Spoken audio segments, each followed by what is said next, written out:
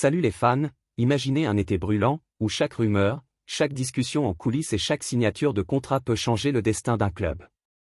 Le mercato, c'est bien plus qu'un simple marché de transfert, c'est un théâtre à ciel ouvert où se jouent les rêves des supporters et les ambitions des dirigeants.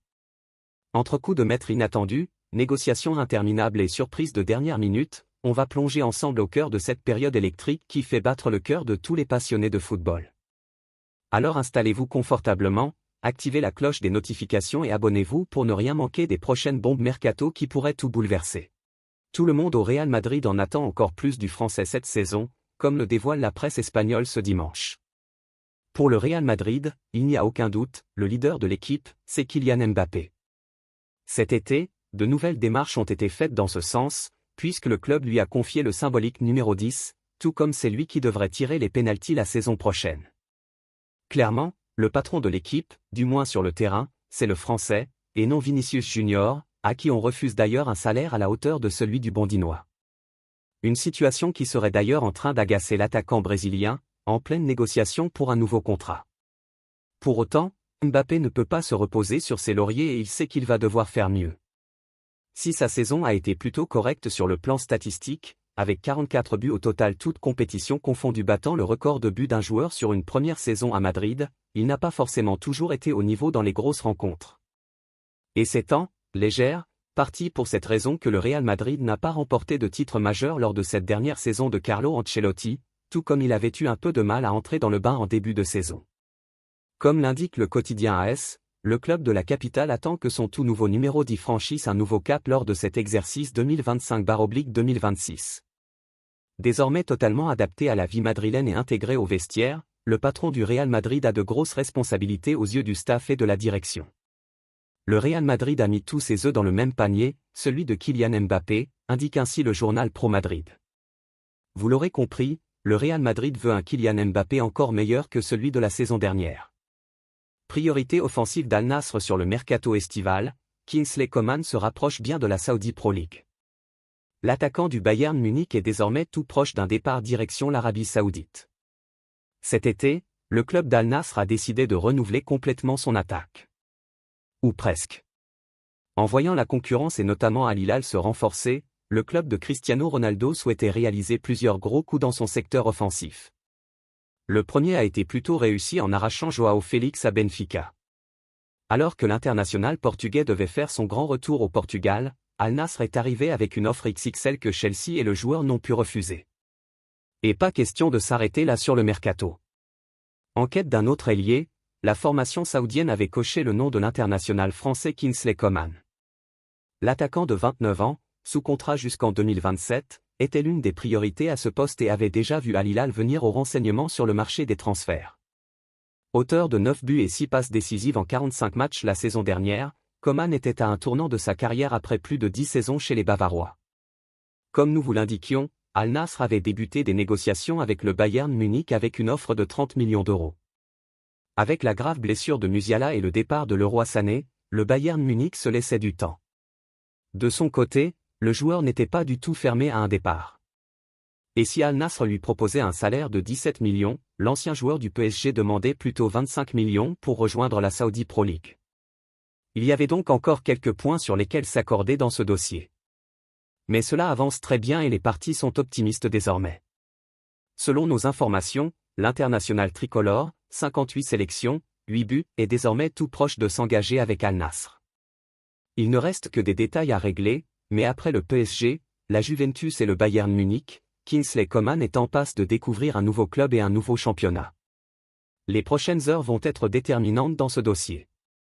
À 29 ans, il faudra aussi suivre son futur en équipe de France en signant en Saudi Pro League.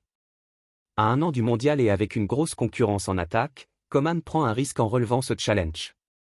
Nicolas Jackson sera-t-il le prochain attaquant au cœur d'un gros transfert durant ce mercato? Selon le Daily Mail, l'international sénégalais de 24 ans a déclaré à la hiérarchie de Chelsea qu'il souhaite quitter Stamford Bridge cet été, et a été écarté du groupe pour le match amical disputé par son équipe contre le Bayer Leverkusen, victoire des Blues 2-0. Il s'est entraîné seul à Cobham hier, pendant que ses coéquipiers préparaient la rencontre. Toujours selon le quotidien britannique, plusieurs clubs seraient intéressés par l'ancien joueur de Villarreal, à l'image de l'AC Milan, de la Juventus et surtout de Newcastle. Les Magpies, qui ont déjà manqué les pistes Benjamin Sesko, officialisé ce samedi à Manchester United, et Hugo Ekitike, recruté par Liverpool, ne voudront certainement pas échouer sur leur plan C. Chelsea, de son côté, estime la valeur de Jackson supérieure aux 85 millions d'euros déboursés pour le Slovène, et aux 95 millions dépensés par les Reds pour le Français. En galère sur le mercato estival surtout au poste de numéro 9, Newcastle a déjà manqué Ekitike et Sesko. Les Magpies ont une nouvelle cible pour renforcer l'attaque. Et alors que Newcastle est attaqué de tous les côtés pour Alexander Isak, le buteur slovène était la priorité pour lui succéder. Les négociations ont duré plusieurs semaines et la presse anglaise révélait d'ailleurs que les Magpies peinaient à réellement avancer sur ce dossier. Alors qu'Isak force son départ vers Liverpool, Newcastle voulait rapidement boucler l'arrivée de Benjamin Eko et était prêt à mettre le prix. Mais, comme un symbole, l'attaquant de 22 ans a finalement choisi de filer du côté de Manchester United qui est pourtant arrivé bien après sur ce dossier. Résultat, en ce début du mois d'août, à une semaine de la reprise du championnat, Newcastle peut craindre de n'avoir aucun attaquant pour son début de saison. Et c'est évidemment hors de question. Selon les informations du Télégraphe, la direction du club anglais a décidé d'activer une nouvelle piste ces dernières heures. Désormais, Newcastle via son coach est dit au cible l'attaquant sénégalais de Chelsea Nicolas Jackson. Les Blues sont ouverts à une vente puisqu'ils ont recruté Liam Delap et Joao Pedro sur ce mercato. Newcastle souhaite donc en profiter pour récupérer Jackson cet été pour un montant autour de 90 millions d'euros. Mais le quotidien anglais précise qu'au club, on se méfie tant ce mercato estival est compliqué. Pour rappel, Joao Pedro, James Trafford, Brian Mbeumo et Hugo Ekitike, ciblés par Newcastle, ont tous signé ailleurs. Les Magpies vont devoir avoir de meilleurs arguments cette fois. Mais dans ce dossier, Newcastle peut compter sur le souhait du joueur, pas fermé à l'idée de changer d'air encore plus avec une place de titulaire garantie. Arrivé cet été à 18 ans seulement et pour 35 millions d'euros, Estevao n'a attendu que 18 minutes pour montrer à Chelsea de quoi il était capable. Bien sûr, il ne s'agit que d'un match amical et il ne faudra pas en tirer des conclusions trop hâtives. Il n'empêche, pour sa première avec Chelsea en amical contre le Bayer Leverkusen hier, victoire 2-0, Estevao a marqué les esprits. La presse anglaise fait même l'éloge du phénomène brésilien, buteur dès la 18e minute en étant à la retombée d'une tentative de Palmer sur la barre. Plus prompt, c'est lui qui ouvrait le score du pied gauche, avant de voir Joao Pedro doubler la mise en fin de match. Son but venait surtout récompenser son excellente entame, où il était aligné côté droit du 4-2-3 organisé par Enzo Maresca, avec Palmer dans l'axe en soutien de Liam Delap, et le jeune Terrick George côté gauche. La recrue de 18 ans, achetée 35 millions d'euros cet été à Palmeiras, se laissait aller à une belle glissade sur la pelouse de Stamford Bridge devant ses nouveaux supporters, déjà conquis.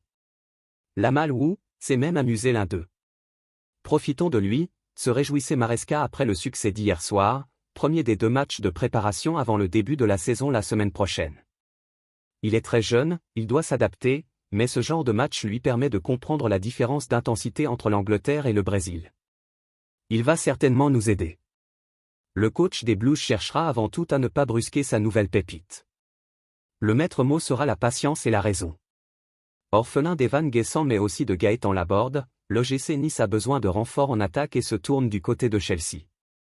L'attaque de l'OGC Nice ne pèse pas bien lourd à une semaine de la reprise de la Ligue 1.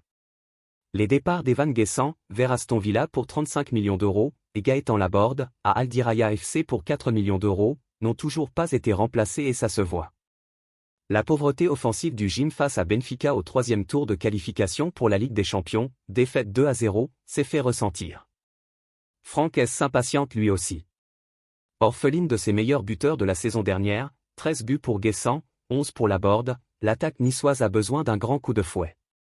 Terem Moffi apparaît bien seul pour tenir toute une saison et viser le haut du tableau en championnat, d'autant qu'il a été blessé la majeure partie de la saison dernière. Ransford Yeboah Königsdörfer, 23 ans, Hambourg, aurait pu être ce renfort mais il a été recalé à la visite médicale, à sa grande surprise d'ailleurs. Après l'Allemagne, c'est vers l'Angleterre que les Aiglons regardent. D'après les informations de l'équipe, ils ont pris contact avec Chelsea pour connaître leur position sur David Datro Fofana, 22 ans, sous contrat jusqu'en 2029. L'Ivoirien a déjà été lié au club azuréen par le passé mais l'affaire ne s'était jamais concrétisée. Cette fois, l'ouverture est réelle. Les Blues sont vendeurs d'un élément qui ne s'est jamais imposé depuis son arrivée pour 12 millions d'euros en janvier 2023 de Mulder, 4 apparitions.